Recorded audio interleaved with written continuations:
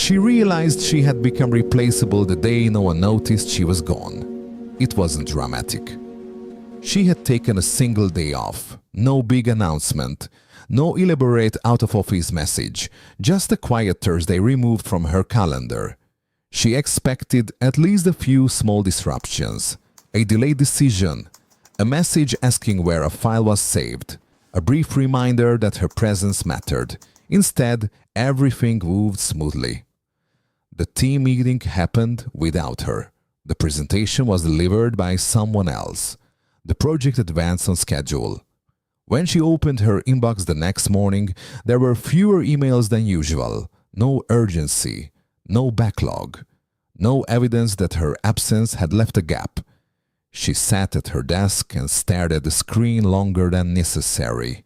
For years, she had built her identity around being indispensable, the one who stayed late, the one who anticipated problems before they surfaced, the one who absorbed extra responsibility without complaint.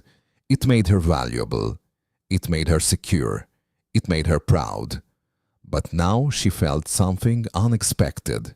If the system continues without me, who am I inside it? She minimized her inbox and leaned back in her chair. The office hummed the way it always did, keyboards tapping, muted conversations, phones vibrating softly. Nothing had collapsed in her absence. Part of her felt relieved. Another part felt strangely hollow. She remembered the early years of her career, how desperately she wanted to prove herself. She volunteered for difficult assignments. She answered emails at midnight. She built a reputation for reliability so strong that people stopped double-checking her work. She became the foundation others stood on. It had been a conscious decision. She grew up watching instability unravel her family. Jobs lost unexpectedly. Plans interrupted. Adults scrambling to recover from preventable mistakes. She promised herself she would never be caught unprepared. So she became essential. Essential meant protected, or at least that's what she believed. Now sitting in a perfectly functioning office that had operated flawlessly without her for 24 hours, she felt the edge of a new awareness. Essential to what? To the company? To the workflow? Or to her own sense of worth? She opened the document and began reviewing numbers, but her focus drifted. She imagined taking a longer leave. A week, a month, the system would adjust, someone would step up, processes would recalibrate, the machine would continue. That wasn't a flaw in the company, it was design. Organizations survive through replaceability. But what about her life outside of work? Was she equally replaceable there? The thought unsettled her more than she expected. That evening she returned home earlier than usual. The apartment was quiet. She set her bag down and stood still in the entryway. There was no one waiting, no immediate demand, just space. She realized how often she filled that space with work. Emails answered after hours, projects mentally rehearsed, performance constantly evaluated. Without those tasks, the room felt larger. She walked into the kitchen and opened the refrigerator without knowing what she wanted. Closed it, opened it again. For years, her schedule had been the spine of her identity. Meetings defined her relevance. Deadlines structured her value. Without urgency, she felt undefined. She sat at the table and tried to remember the last time she had invested the same level of intention into her personal life as she had into her professional one.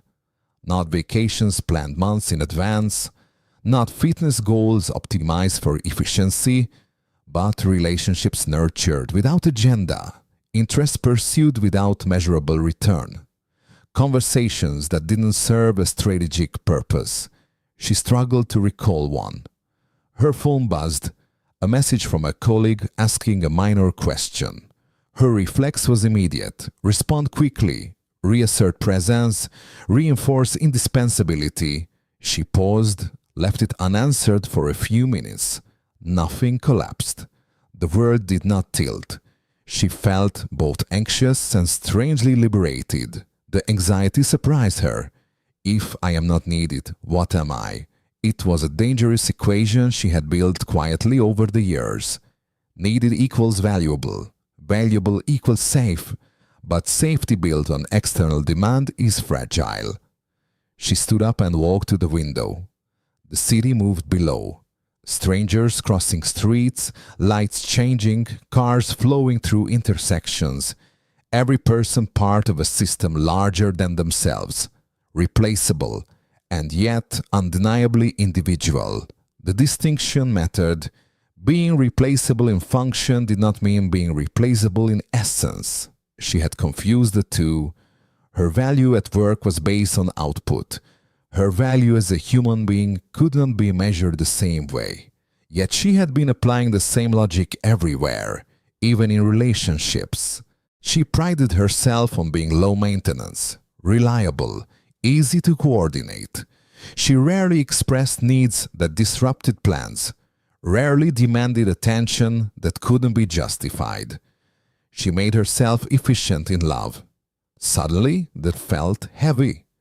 If she disappeared emotionally for a day, would anyone feel the shift?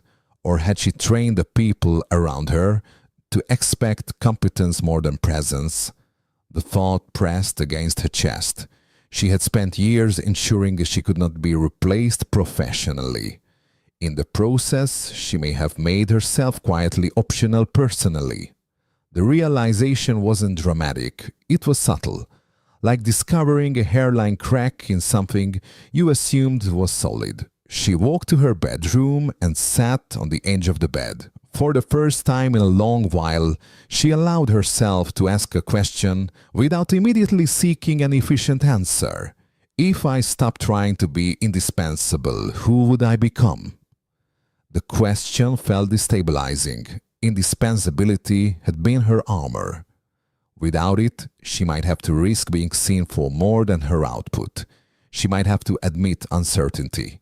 She might have to take up space in ways that weren't tied to performance. Performance was safer, predictable, quantifiable. Being known, truly known, was not. She picked up her phone again. The message from her colleague still waited. She responded briefly, then placed the phone face down. Tomorrow, she would still work hard. She would still care. Excellence was not the problem, but she could no longer ignore the deeper truth emerging beneath her routines. A life built entirely around being needed leaves little room for being understood. She lay back on the bed and stared at the ceiling. The company would continue with or without her on any given day. That was reality. But somewhere ahead, there would be a moment when she would have to decide whether her identity remained tied to replaceability within a system, or rooted in something less measurable but far more personal. She didn't yet know what that something was. She only knew that the next time she stepped away, she didn't want the silence to feel like proof of her insignificance. She wanted it to feel like space she had chosen, and that difference, subtle, internal, undeniable, had already begun to shift how she understood her place in the world, not as a function, but as a presence,